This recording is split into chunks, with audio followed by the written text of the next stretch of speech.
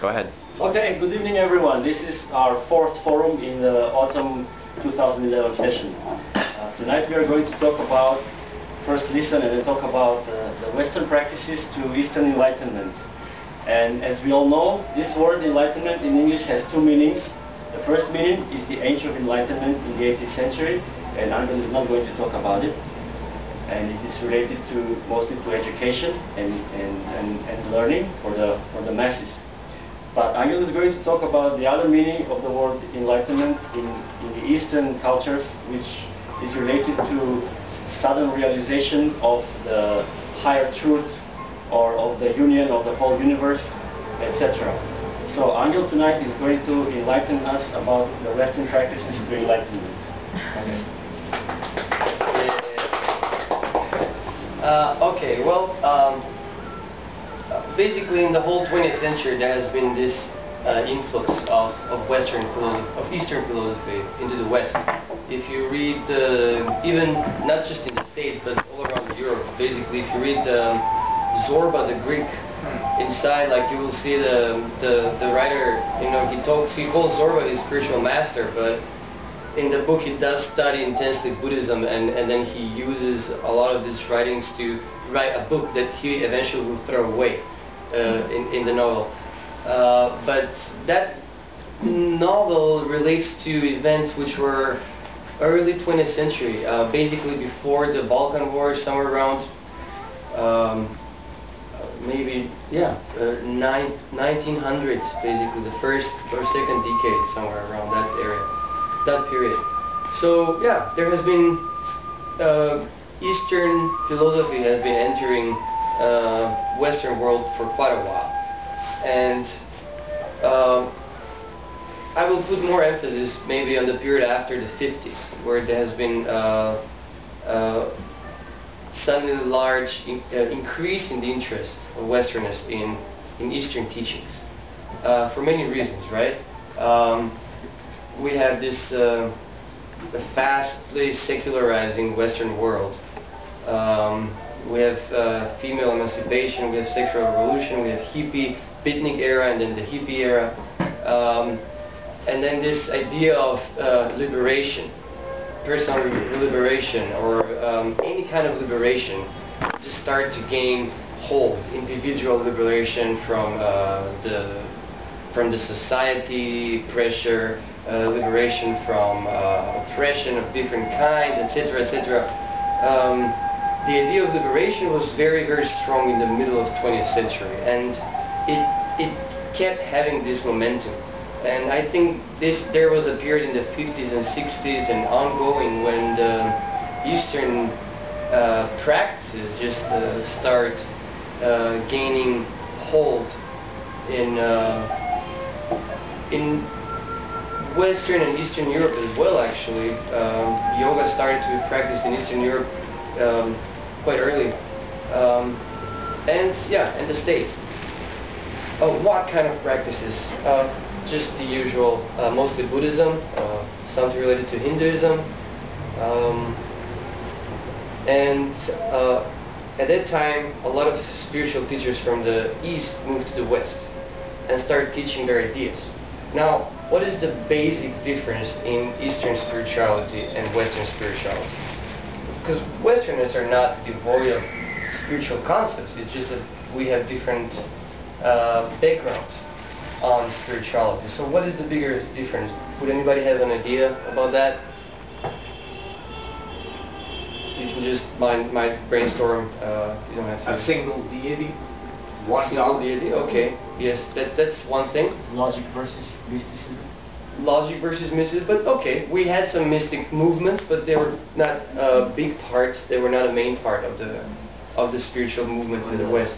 It's a general sense of duality. Yes, exactly. There's a general sense of duality. God, the divine, is separated. The sense of duality is very strong, and I think at some point it moved into philosophy as well. And then we had the period of Cartesian dualism, substance dualism, the mind and the bodies and the material world. The world of mind, the world of matter are completely different.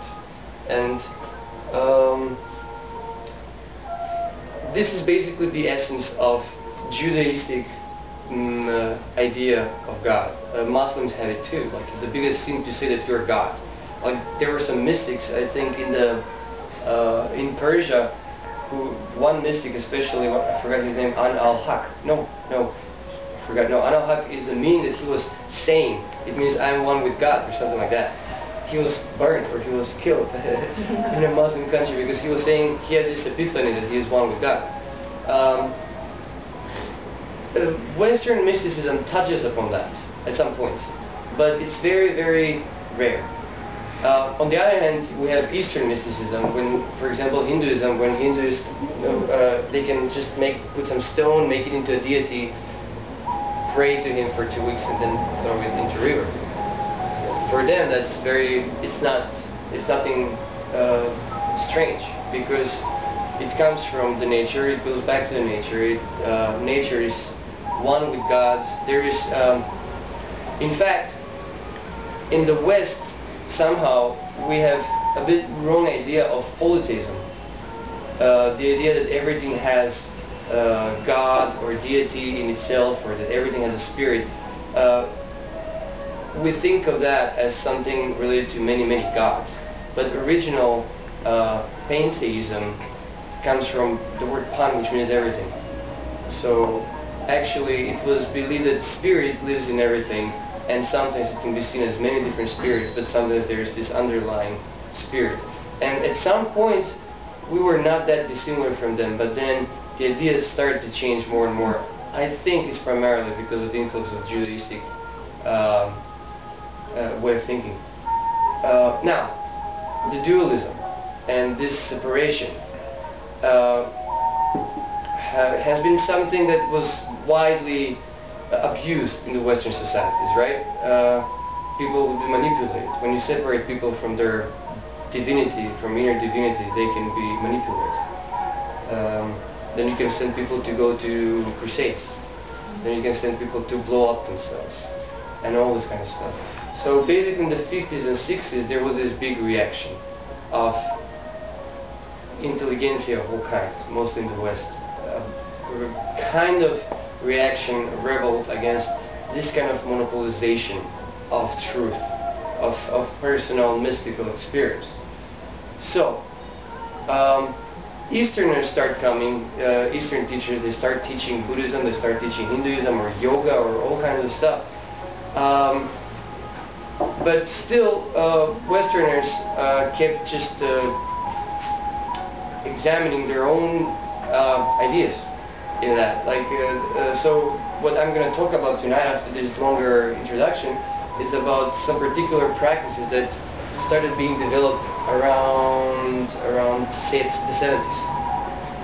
And one of them is probably one of the most famous ones in the West, which is related specifically to the process of enlightenment. It's called Enlightenment Intensive. So Enlightenment Intensive means that there is a process which involves Eastern Zen koans, which are these paradoxical questions. Like, what is the sound of one hand clapping, right? That is a koan. That is a Zen koan. And apparently when you do that for too long, you're going to start, your mind is going to start, it's going to stop. Because it cannot answer something which is very strange. It's going to stop, and then you will have a direct experience of something beyond the conceptual. So this event, this process involves koans, particularly which are questions. They're basically questions. In Chinese they're called huato. Questions like, who am I? What am I? What is God? What is life? But the most basic one is, who am I? That is the most basic one that everybody works on when they engage in this. Before I say more about the intensive, I'm going to say a little bit about its history. Everybody knows there is a religion coming from the States, and a lot of celebrities are part of it, which is Scientology. Yes. When did Scientology start? It started around 50s as well. So that was a very strange period. Like there was this influx of Eastern spirituality, then there was this hippie Westerners, the LSD movement, and people who just tried to induce certain states using, let's say, Western psychology and ideas from West and applied them to some Eastern ideas of reincarnation. And Scientology is part of that. So Scientology started in the 50s. There was a book called Dynetics, written by the Scientology founder, Ron Hubbard. He published the book, became very famous, and then there were a lot of people who joined the movement. Among them, it was the founder of the intensive, Charles Burnett. After a while, he left the organization and started doing his own things. And at some point, probably this is around the 60s or the middle 60s, he figured out that most of the people he works with have no idea who are they. So basically, he would work with different processes in order to liberate people's fears, from all kinds of psychological, emotional problems. But there would always be one big problem, namely people wouldn't have any idea who were they. So, how to solve this question? Apparently, the idea of intensive came to him while he was kind of chillaxing, and he got an idea that basically he can organize this event where people can use something that comes from Scientology, which is working diets, which is basically people watching each other's eyes and asking each other questions. The biggest difference is that I think the way to do it in Scientology is just that there is one person who is active and keeps asking you, and then you answer until you have some kind of insight. But in his mind, in his idea was the event consisted of people changing back and forth the questions. So for a while you're a passive partner, which means you ask the person across you, who are you? And then they make an effort, and then they give answer everything that comes.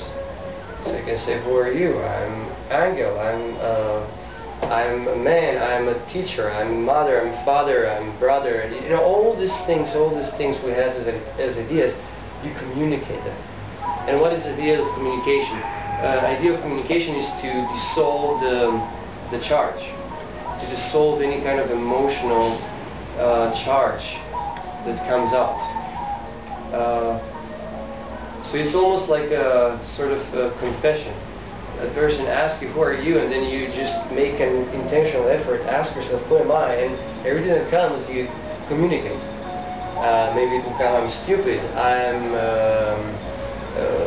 not brave, I don't have confidence. Like all this kind of emotional contents, all kinds of beliefs, all kinds of mental contents will come out. And apparently it will go on for 3 days. For 3 days, like somebody hammering you, who are you, and who are you, and who are you, and who are you, until people start feeling they're getting crazy. And no sleep? No sleep? Yeah, there is sleep. There is sleep. I think there are 2 nights and 3 days, so there are 2 nights that people still go to sleep, but as they go to sleep, they should still keep asking themselves, who am I?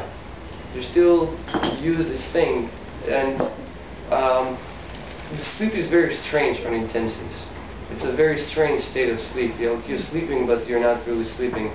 And the next morning, after 5 or 6 hours sleep, you wake up and you keep doing the same thing for 12, 13, 14 hours a day, maybe more.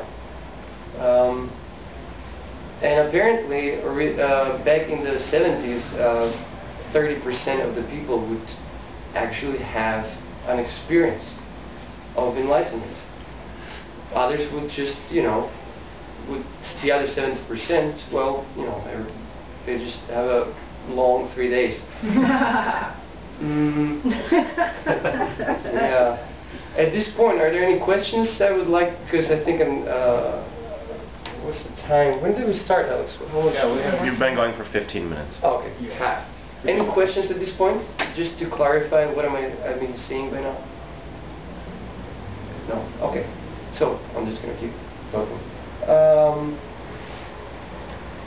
So, this practice became quite famous, but again, not famous as, well, let's say, Scientology.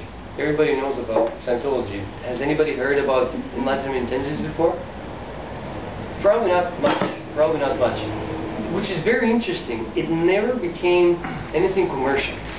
It never achieved anything commercial. Very few people, even spiritual practicants that I met from many countries, know about this. And yet, it has been one of the most cherished processes, like events that I can think of. It has had such a crucial importance in the life of so many people who have been doing spirituality. When you go there, you don't have to be a Buddhist, you don't have to have any kind of religious background. You don't have to have any kind of religious background. You can be Christian, you can be, I heard some priests have been participating, I know Christians who have participated, martial artists. Yeah, so basically this practice has nothing to do with Scientology, and it never achieved anything even remotely commercial in any way. I think that's just in itself, it's a very fascinating moment. The person who facilitates the intensive is called master during those days, but some people just don't like to be called that. You just call them by name. They just want to think about themselves as facilitators. Now, there is some very interesting thing related to this enlightenment experience that people experienced during those 3 days. It started with 30% of the participants. As the time was going on, the 30% ratio started increasing. From 30 it became 40, from 40 it became 50. And at this point, there was this Yugoslavian psychologist who brought the practice in Yugoslavia in the early 80s. He learned with Charles Berner. He went to the States. He spent maybe 6 months to a year with him. And he became a master of this thing. And he brought it in Yugoslavia. And he started facilitating these things. Intensives can be one of the most mind-blowing experiences ever. More powerful than just LSD or mushrooms or things like that. Just mind-blowing, seriously. They can be very mind-blowing. And there are two ways one can enter into enlightenment experience. The first way is called the way of the snake, which means that the enlightenment comes very aggressive and comes like with a big catharsis, with a big emotional discharge. People actually sometimes think they're getting crazy. They will get crazy. They will die. There is this strong fear of death, of oblivion that might appear just before they enter into the state. That's the first way. And the other way is the way of the dove, which means the experience basically comes as a dove. It just descends upon the person. In the early days, most of the time, people would enter into this direct experience through the way of the snake, with a strong emotional catharsis. As the time was going on, more and more people would experience it through the way of the dove, which means you don't have any kind of big emotional cathartic experience. It's just very naturally, it kind of descends and happens. Now, this guy, this psychologist guy, who started facilitating these things in former Yugoslavia, which is where I come from. After a while, he started having some ideas that maybe he can introduce some changes into the practice. So they did some changes, and the number of people who had the experience increased from maybe 40 or 50 to 90% or to 95%. The time of the intensive from 3 days went to 2 days, and he kept introducing some changes all the way up to the late 90s. And the intensive from 3 days became 1 day, from 1 day it became 1 afternoon. From 1 afternoon, apparently now he kept doing some modifications, and it can last for an hour or 30 minutes. And originally, why there is a need for group setting in intensive. I will explain what happens during intensive. So basically, people come, and there's a person who's a master.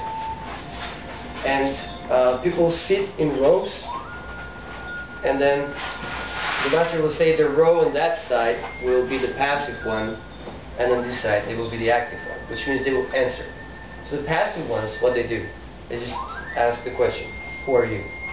And they keep awareness without any judgment. So you just,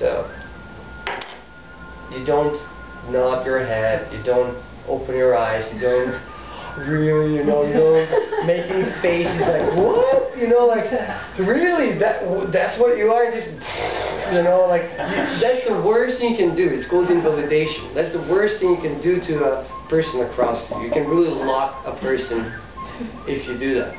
And actually some people have been asked to leave these intensives because they couldn't stop making faces, and reacting to people's content.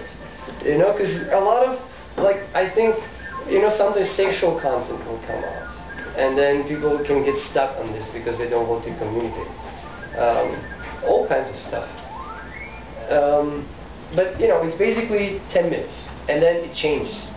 Then the person who was talking will become passive partner, and they will ask you, or you, and then you have to do the intentional effort and start communicating. And then the partners change, so you never really get attached to anybody in particular. So you face many people, you keep watching people in the eyes for 3 days, and then it became 2 days, and then it became 1 day, and most of the time the enlightenment happens in this new intensives is through the way of the dove. It rarely happens through this way of the snake, the strong catharsis.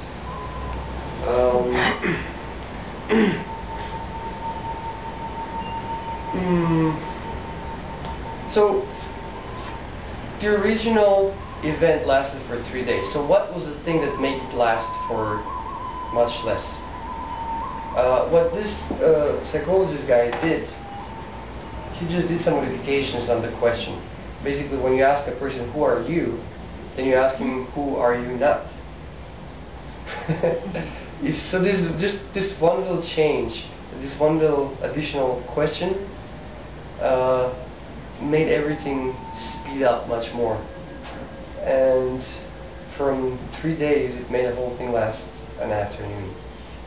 And another thing is that, who are you right now? Or who are you not in this moment? So who are you in this moment? So because people's minds can go into, oh, I was there, and then and then they can start talking just different contents. But the point of the question is basically to be used as a laser of the consciousness, so it can dissolve the masses. Now, I've been talking about this thing called enlightenment all the time. Now, what the heck is that? And what kind of enlightenment is that? So, what is enlightenment? And how it is defined in the context of enlightenment intensive. Enlightenment in the context of the enlightenment intensive is defined as a disappearance of the subject and the object. So when you, as a subject, and there is some object, when you both disappear, there's a moment of enlightenment. If you ask yourself, who am I? What is the object of your inquiry? It's I. I is the object of your inquiry. So you're a subject, and you're also an object of your own inquiry. But subject and object can disappear in all kinds of ways. I think many people have had the experience of enlightenment when you get focused so much into something that you disappear. That's also an enlightenment experience. What is different about the intensives is that they make you experience enlightenment on I. So basically, there is this conceptual mind of ideas, emotional charge, beliefs, concepts that stands between us and experience of the otherness, experience of the outside world, experience of the other, experience of everything. You see, I see this and I see this as glass. But in a state of enlightenment, I disappear and the glass disappears. There is just some kind of non-conceptual awareness. Fiberglass, okay. So I think it's very natural for many people, particularly artists, to have had experience when we disappear, we merge with other people. Maybe during a sexual intercourse, it can happen. But there's one very crucial thing, and that is this idea of I that we have, which is full of concepts, charge, since time immemorial, emotional masses, emotional content. And when that's, I think, one of the crucial parts of this event is that they engage the I very directly. The idea of I, until this idea of I dissolves, and then the whole center of the being changes. For me personally, after the first experience I had on the intensive, my whole experience of self did change quite substantially. Another thing is that the experience of enlightenment people experience on these events is very brief. It's not nirvana. It's not satori. In Buddhism, there is a distinction between a short burst of enlightenment. It's called kensho or duan-u, Zen, and the long, deep enlightenment like satori or samadhi, like this very deep state of contemplation. So what people experience is it can be very deep and very profound, very mind-blowing and very strong, but it's basically a burst of that kind of experience of non-conceptual awareness. And it's almost like there's clouded sky and there's a strong wind just blowing through everything, and suddenly the sun will come out. And you can be high for a few days, and then the old concepts, the old mental construct just will start reemerging. Like Slavinsky, the this Yugoslavian psychologist who brought the technique and then he did all these modifications. He said like the ego is like an ugly phoenix that always rises from its ashes. So after all these intensities, it always comes back. And actually, it can become quite an ego thing for people who have participated in this intensities to put this spiritual identity on themselves after that. But I think that happens to a lot of people who are on a spiritual path, one way or another. I'm Christian or Muslim, I'm this or that. So actually, this happens to people who have participated in these events, and it can happen to people who are actually masters of these events as well. Like they can also have. They have their issues of ego and stuff like that. With that being said, the experience itself it can be very, very heart-opening, very humbling, and it can affect people in very profound ways, I think. So with this said, I think I can finish here, and we can start the questions. Okay.